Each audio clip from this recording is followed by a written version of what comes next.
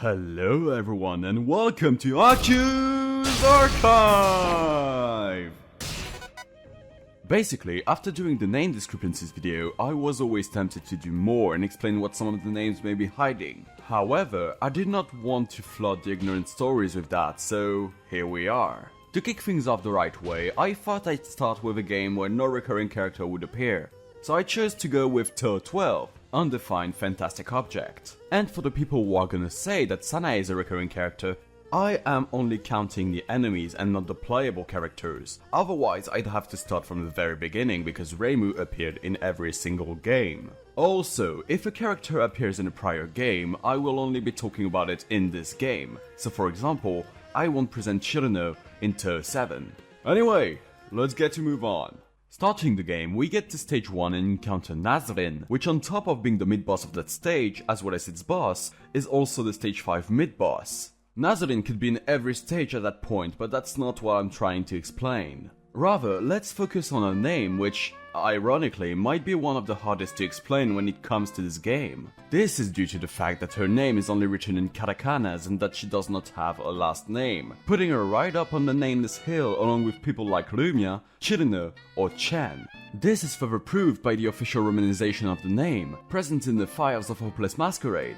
However, unlike Chen, her name does not have a direct meaning in Japanese, although some people debate that the name may derive from the Japanese word for mouse, which is Nezumi, and though it is a bit far-fetched, the first phoneme of both words does indeed sound pretty close. The most well-accepted assumptions are in fact not coming from Japan, but from other countries, so let's start with the first one. The Persian name Nazrin is the closest that we could get to what we are looking for, with the name having different spellings like Nesrin or Nazrin, further reinforcing the point. The name in itself is very popular with countries of the Middle East like Persia, as well as Turkey, and when translated, it means white rose. This might be referencing something else, but I'll talk about it when looking for the origin of the name of another character. And the other theory, although a bit less supported, comes from the Russian name, Nazrin. And though I would like to tell you more about it, there's literally nothing apart from the fact that this is also the name of insulin. Now that we're done with Nazrin, we're going to move on to stage 2 and encounter its mid-boss and boss, which has a more traditional name than the last. Kogasa Tatara.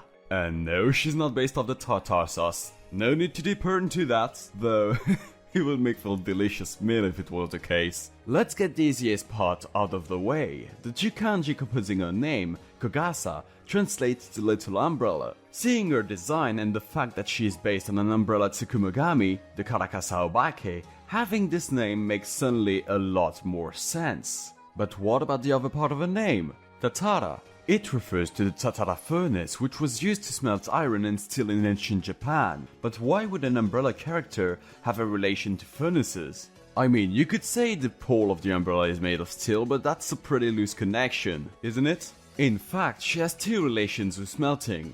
The first one being her heterochromia. Due to the fact that those furnaces only had one opening, it being on the top, smelters were forced to look down there in order to check if the metal was melted, often losing one of their eyes after continuous exposure. The other relation she has with smelting is the fact that workers were also wearing little wooden sandals known as geta in order to avoid burning their feet. Not only does Kogasa wear those same geta, but it is also the case of the yokai she is based on. Of course, it is also the case of another yokai said to be a blacksmith that can easily be mistaken for Karakasa Obake, the Hippondatra. Here's another anecdote about her heterochromia. It's also mainly due to the fact that the yokai Kogasa is based on only has one eye, hence why one is red, as if it was burnt away. So the connection to her name really isn't that loose, it's just that she has a lot of links with history itself. You know, I wasn't expecting to find so much things about Kogasa.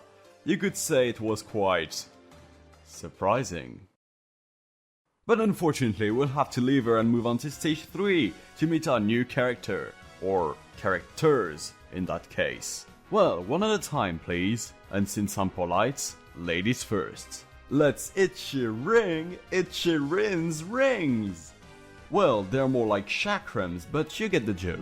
Once again, we'll start with the easiest thing to explain. This time, however, it is a surname. Kumoi has a very straightforward meaning here. It literally translates to residence in the clouds, and well, if you have ever played Touhou 12, you know that you first encounter Ichirin in the clouds. In fact, you could even link the name to Unzan itself, since it is a nude cloud.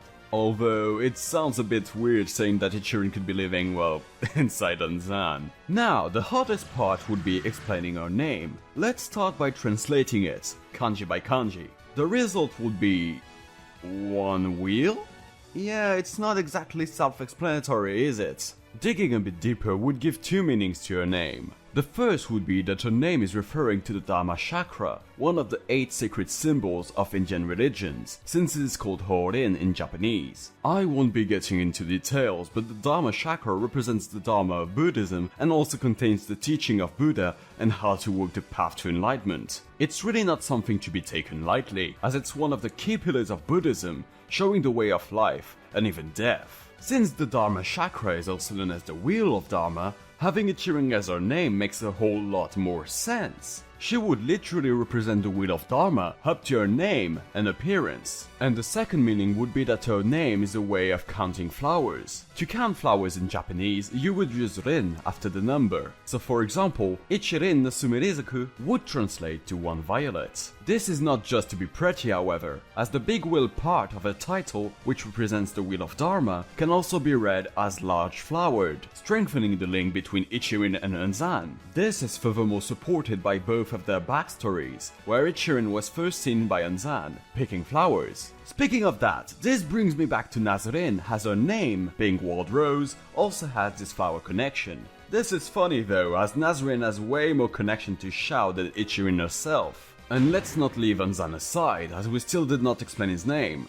Sure, we explained his title being linked to Ichirin's, but the name in itself is still clouded in mystery. Well, to be honest, it's not that complicated. Unzan can either mean Mountain of Clouds or Clouded Mountain, and I mean, there's nothing much to explain. Since Unzan itself is a nude cloud, this is pretty self-explanatory. He is just a gathering of clouds. It's kind of a letdown after seeing what Ichirin represented, but we'll let that sink in for now while we move on to the stage 4 boss, Minamitsu Murasa. Interestingly, Murasa's surname is quite hard. Minamitsu refers to a certain type of peach, known as the Sumitsutao, or to make it simple, the white peach. Although Minamitsu lacks the last kanji and therefore only means water honey. Now the question is, why would it mean that? I mean, the water part is obvious, as Murasa is the captain of a ship that sunk and she is now causing shipwrecks. But honey? And for that matter, why would her name refer to a peach? Well, the peach in Oriental countries is often seen as a symbol of longevity and immortality, and since Murasa has perished along with her ship, she keeps living as a phantom and therefore does not age, meaning that she has an indeterminate longevity, in other words, an infinite one. However, this also goes hand in hand with the fact that peaches are also a symbol of longevity in Buddhism, and one of the 3 blessed fruits, along with the citrus symbolizing happiness and the pomegranate symbolizing fertility. Don't ask me why the pomegranate will represent fertility. I mean, I get it, it's a delicious fruit, but still, is that because of the fact that there are many berries in the fruit itself? So, although it seems a bit wonky, it does make sense as to why her name would relate to the peach. As for the honey though, well, there's a festival known as Madhu Purnima in Buddhism in which honey is heavily involved, but it is celebrated mostly in India and not Japan. Otherwise, honey is known throughout the world as a symbol of prosperity, sometimes even known as a symbol of immortality. So even if at first her surname doesn't make too much sense, it in fact kinda does. Let's move on to her name, Murasa. Her name is based on a species, a ship phantom of the same name, located in the Hoki district and Shimane prefecture. Though the writing of both names are not the same, as the kanji writing refers to the character itself, while the katakana writing refers to the yokai species. So yup, this name is pretty straightforward. It's way different from a surname which was mostly assumptions. But now we will take our leave. Next up, the Myoren Temple. Here we are greeted by Shou Toramaru. Now, it's no secret that Shou is based on the Bisha mountain, which has several ties to the tiger in Buddhism, and her surname is not only linked to that, but also confirms that she might in fact be it. Toramaru in itself means tiger circle or full tiger. Apart from the tiger part, there does not seem to be a lot of connections to Shou itself, However, taking the kanji apart reveals a bit more than what first meets the eye. Tora is used to represent the tiger in the Chinese zodiac. Now, if you've never seen the Chinese zodiac, then don't worry, neither did I before this video. But that won't prevent me from explaining it. The Chinese zodiac is represented by a wheel divided into 12 equal parts, roughly representing a year each and containing an animal within them, each of them also representing an element and being either the yin or the yang of each other. In order, we have the rat having the element of water and being the yang to the ox's yin, which himself represents the element of earth. The tiger with the element of wood being the yang to the rabbit's yin. This one is also associated with the same element.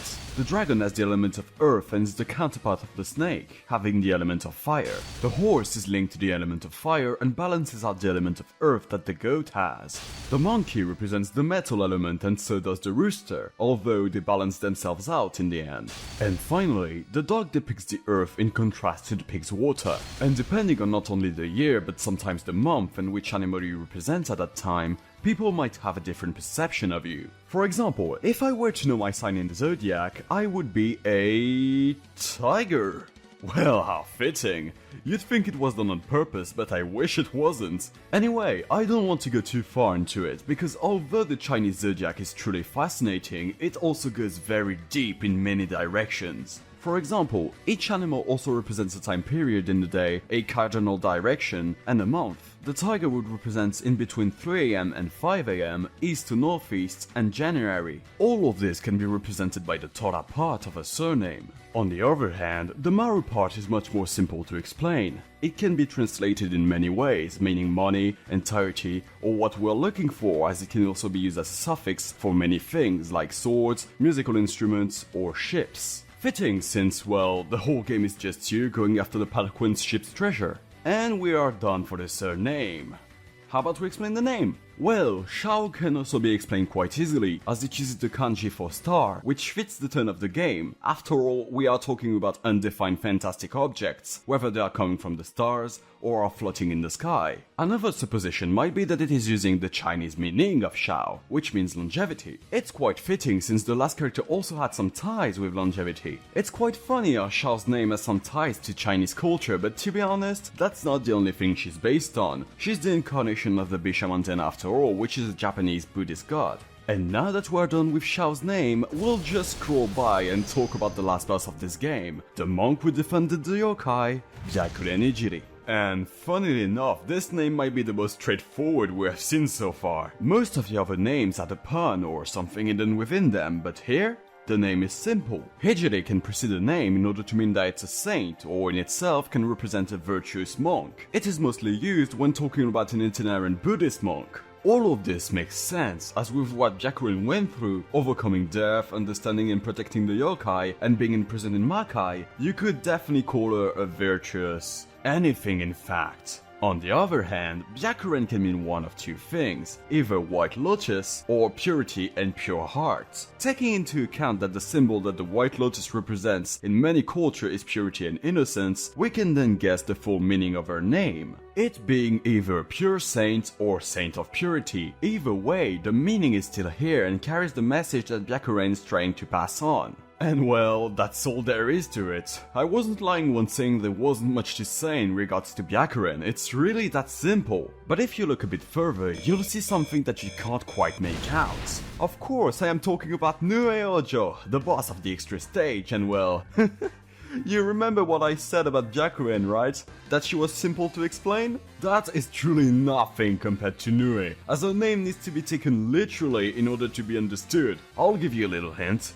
She's best of the Nue. Now, here's a question. What is a Nue? Well, it's a yokai that you can consider much like a chimera, having the face of a monkey, the body of a tanuki, the tail of a snake, and the legs of a tiger. Though, the appearance of the Nue is not always exact and not a lot of people have seen it. Therefore, it is mostly described like this, with people sometimes mixing up the different parts. This explains her having a lot of different spell cards linked to transformations and being undefined, much like the real yokai was an amalgamation of multiple animals. The term Nue can also point to a creature that you don't know the true form of. But then what about a surname? Hojo is also very simple to explain. Although both kanji don't mean anything together, they do when separated. The first one means to seal or to close, and the second one means beasts. There's no need for a brainy head to figure this one out. Her surname literally means sealed beast, and since Nui was initially trapped on the ground along with Murasa before the events of the game, it would make sense for her to have been a sealed beast. But yeah, that's pretty much it. So, what do I think about all of this? I really wasn't expecting so much references in the name of the characters. For real. Certainly, I was aware that the names weren't chosen randomly, but for them to contain so much references, that sure surprised me. Though, if I want to be keen on that one, yeah, the last two weren't as impacting as the first bunch, but that's probably because the big fishes were cut midway. Anyway, if you have enjoyed this, please let me know which game I should do next. I'm really enjoying doing these, even though I'm not reinventing the wheel with that concept. Well, now I'm off to do something else. Hope you all have a good day. See you all next time.